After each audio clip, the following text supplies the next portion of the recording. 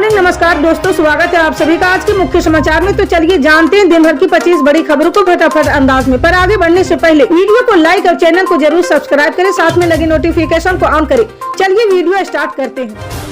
आपको बता दें कि हरियाणा में 3 निर्दलीय विधायकों ने मंगलवार को मुख्यमंत्री नायब सिंह सैनी के नेतृत्व वाली भाजपा सरकार से समर्थन वापस ले लिया है।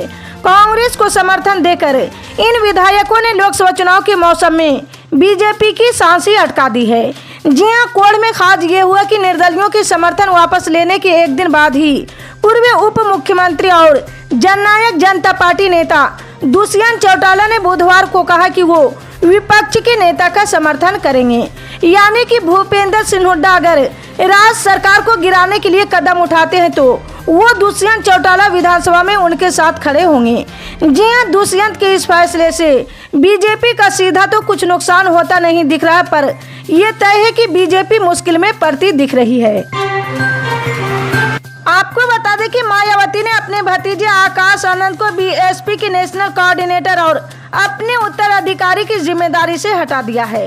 इसको लेकर समाजवादी पार्टी के मुखिया अखिलेश यादव ने कहा कि बीएसपी एक भी सीट नहीं जीत रही, इसलिए उनका शीर्ष नेतृत्व संगठन में इतना बड़ा फेरबदल कर रहा है।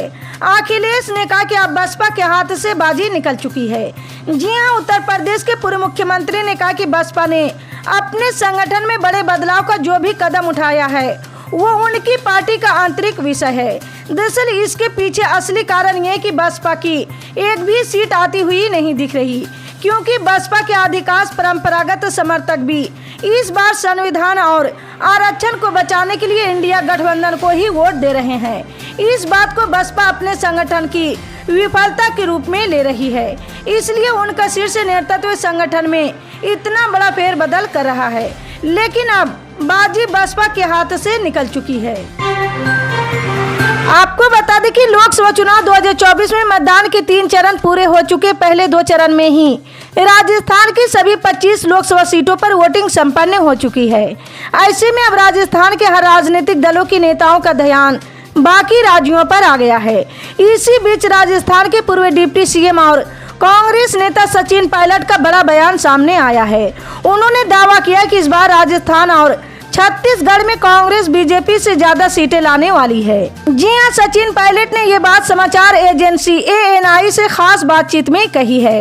उन्होंने बीजेपी पर निशाना साधते हुए कहा, बहुत ऊपर जाने वाले एक न एक दिन नीचे भी आते हैं। ये बात उन्होंने बीजेपी के 400 पार के दावे को लेकर कही है।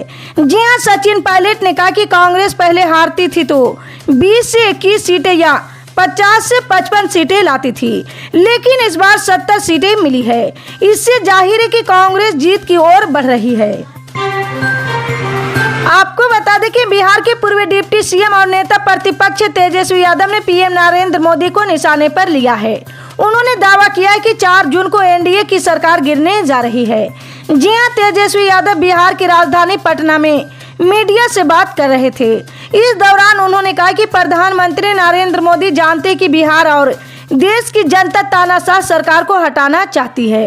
उन्होंने कहा कि तीसरे चरण के चुनाव में हम लोग बहुत अच्छे पोजीशन में हैं। जी हां, राजद नेता तेजस्वी यादव ने आगे कहा कि चुनाव के पहले जो लोग कुछ और समझते थे वो लोग उंगली बचाने का काम कर रहे हैं।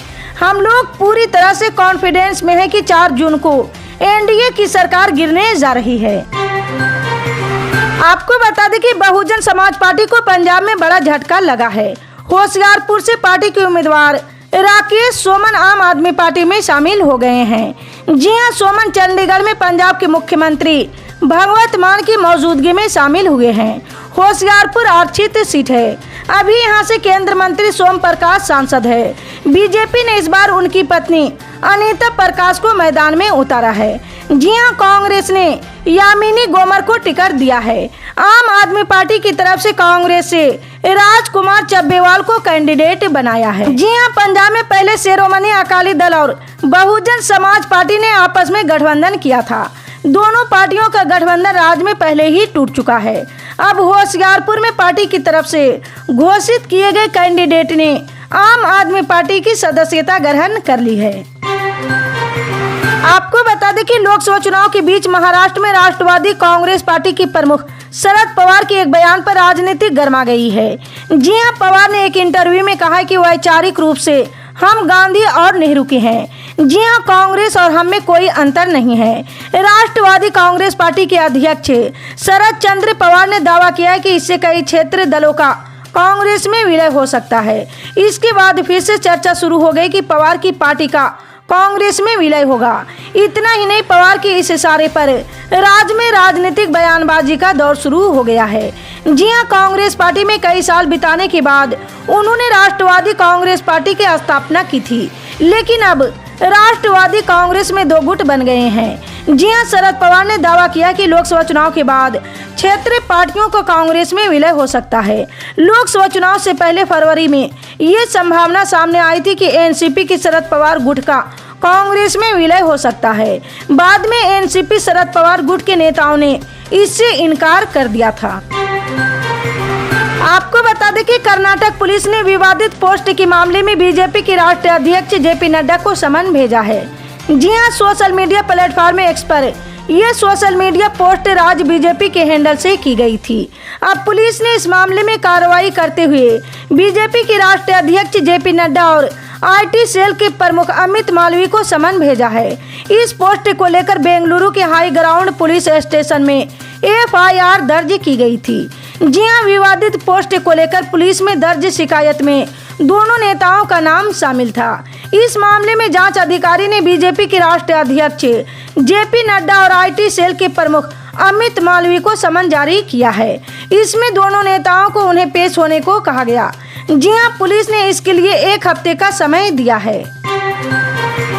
आपको बता दें कि लोकसभा चुनावी अभियान के तहत नूपुर के पूर्व विधायक अजय महाजन की अध्यक्षता में ब्लॉक कांग्रेस कमेटी पदाधिकारियों कार्यकर्ताओं व नूपुर की जनता ने कांगड़ा चंबा संसदीय क्षेत्र कांग्रेस पार्टी प्रत्याशी आनंद शर्मा का गर्मजोशी से स्वागत किया है। जी हां, इस पदाधिकारी जन सम्मेलन में कांग्रेस के विभिन्न वक्ताओं ने लोगों को संबोधित किया था।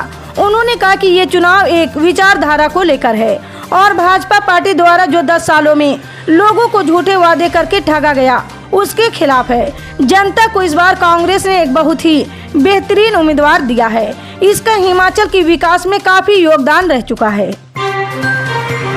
आपको बता दें कि पश्चिम बंगाल के मामलों में बिना सहमति केंद्रीय अन्वेषण ब्यूरो की तरफ से एफआईआर दर्ज होने के खिलाफ राज्य सरकार की याचिका पर सुप्रीम कोर्ट ने कल बुधवार को सुनवाई पूरी और फैसला सुरक्षित रख लिया है। जी हां, शीर्ष न्यायालय सबसे पहले ये तय करेगा कि याचिका सुनवाई योग्य है या नहीं। जी हां, पश्चिम बंगाल की ममता बनर्जी सरकार का कहना है कि उसने 2018 में ही सीबीआई को राज्य के मामलों में केस दर्ज करने रेड डालने की अनुमति वापस ले ली थी, लेकिन उसके बाद भी सीबीआई एफआईआर दर्ज कर रही है। आपको बता दें कि सुप्रीम कोर्ट कथित एक्साइज पॉलिसी घोटाले से जुड़े मनी लॉन्ड्रिंग केस में दिल्ली के मुख्यमंत्री अरविंद केजरीवाल को अंतरिम जमानत देने पर 10 मई को अपना फैसला सुनाएगा। मामले में गिरफ्तारी के खिलाफ केजरीवाल की याचिका पर सुनवाई करने वाली पीठ की अध्यक्षता करने वाले जस्टिस संजीव खन्ना ने कहा, हम शुक्रवार को अंतरिम आदेश सुनाएंगे। गिरफ्तारी को चुनौती देने से जुड़े मुख्य मामले पर भी उसी दिन फैसला किया जाएगा। आपको बता दें कि दिल्ली में कल सुबह के वक्त ठंडी हवाओं से तापमान में कमी देखी गई थी। 42 डिग्री तक पहुंचा तापमान 38 डिग्री पर आ गया। इसकी वजह से लोगों को चिलचिलाती गर्मी से कुछ राहत मिली है। हालांकि आसमान साफ है और तेज धूप निकल रही। मौसम विभाग की माने तो 9 मई तक दिल्ली में तेज हवाओं का दौर जारी रहेगा। इस बीच बादल छाए रह सकते हैं। वहीं 10 मई से दिल्ली के मौसम बदलने की उम्मीद है। जी हां, IMD के मुताबिक 10 से 12 मई के बीच दिल्ली में गरज चमक के साथ बारिश होने की संभावना है। जी हां, IMD के मुताबिक इस पूरे हफ्ते दिल्ली का अधिकतम तापमान 37 से 40 डिग्री सेल्सियस के बीच रह सकता है। वहीं न्यूनतम तापमान 24 से 27 डिग्री सेल्सियस के बीच रहने की संभावना है। इसी तरह की पल पल की अपडेट जानने के लिए जुड़े रहे हमारे MSP न्यूज के साथ। मिलते हैं अगली बड़ी खबर में, तब तक के लिए जय हिंद।